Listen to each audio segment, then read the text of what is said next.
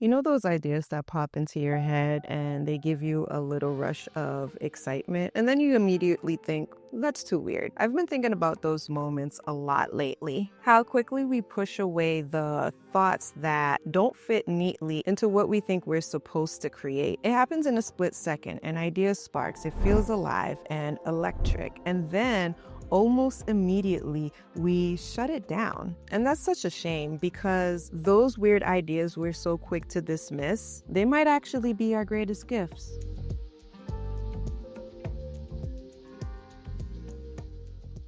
I remember back in 2010, I was visiting my old college roommate, and we were going to meet up with some of her friends. Before we left her apartment, they warned me about one guy who was going to be there. Let's call him Neil. They said things like, he's different, he says really strange things. One person even mentioned that he's on medication, but his wife will be there to keep him grounded. I remember one person even said he was straight up crazy. From the way they talked, I expected someone unstable, maybe even someone I should avoid. So we get to the club and we're all having drinks, making small talk. Eventually, I end up in a conversation with Neil. And let me tell you, it turned out to be one of the most fascinating conversations I've ever had my entire life. He started talking about technology and consciousness in ways that I've never considered. He was also an artist. He was describing a future where our device will become an extension of our identities,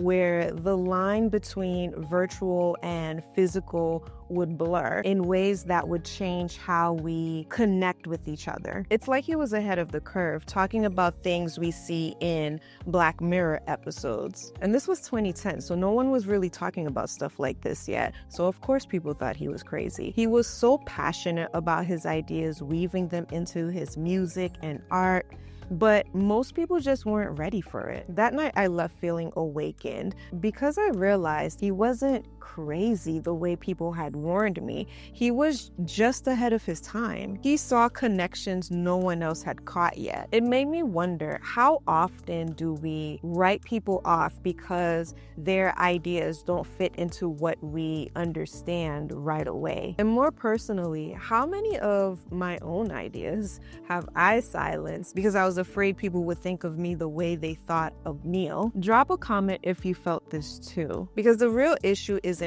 weirdness, it's how afraid we are of it. We've been taught to seek approval over authenticity, to aim for likability instead of real impact. That conversation with Neil stuck with me over the years. Anytime I found myself editing my thoughts before I even spoke them, I think back to how easily Neil had been labeled and dismissed. One day while journaling, frustrated with myself for always holding back, I wrote down these two questions. What if the ideas I'm most hesitant to share are actually the ones I'm meant to express? What if those weird connections, the ones only I could see, were actually my most valuable creative assets? Timing is everything when it comes to creative ideas. We live in a time where creating polished content is easier than ever.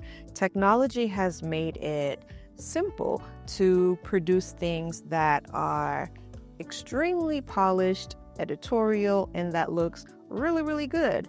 But people are craving connection and new perspectives. If you look back through history, the ideas that ended up being innovative weren't the ones that made sense to everyone. At first, they were the ones that made perfect sense to one person, but that one person had the courage to bring them to life, even though people around them thought they were crazy. Every major innovation was met with skepticism. I think I said that right, because it challenged what people thought was possible. So here's an idea. Next time an unusual thought pops into your head, instead of shutting it down, ask yourself, what if this idea is exactly what sets me apart?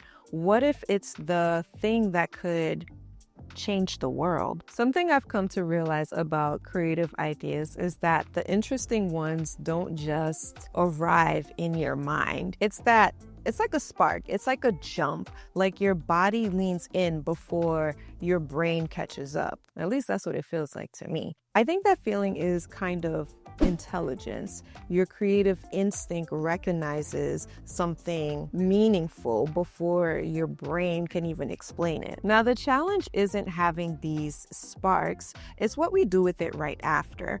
Most of us have learned to follow that spark with immediate doubt. We'll dismiss it as something that's unrealistic or too out there. I saw this in myself and decided to keep a small journal where I capture raw ideas, especially the ones that feel a little strange or too bold. I write it down, then I step away. When I return, days or weeks later, I find that I see more clearly. Some ideas fall flat, but some still carry that spark. That's where I focus. Doing this practice taught me that the ideas I'm most hesitant to express are often the ones worth exploring, not because they're guaranteed to succeed, but because they're still raw and honest. And yeah, not every idea will change the world or be considered as innovative or make a difference. Some go nowhere. The real risk is in silencing something that could have mattered, whether to you or to someone else, simply because you were afraid of being misunderstood. So maybe there's a thought you've been holding back, one that feels too strange, too personal, or too hard to explain. I've come to believe those ideas are worth exploring simply because they make you come alive. We don't need more polished content. AI is already doing that.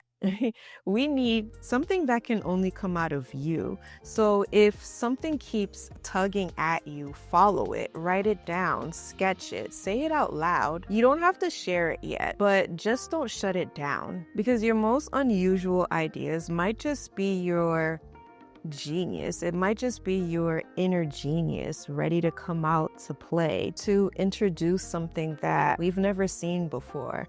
And as artists, as creatives, we're the ones who can tap into that the most. So don't ignore it. Lean into it. Thank you so much for being here. Keep creating, keep trusting yourself, and I'll see you in the next video.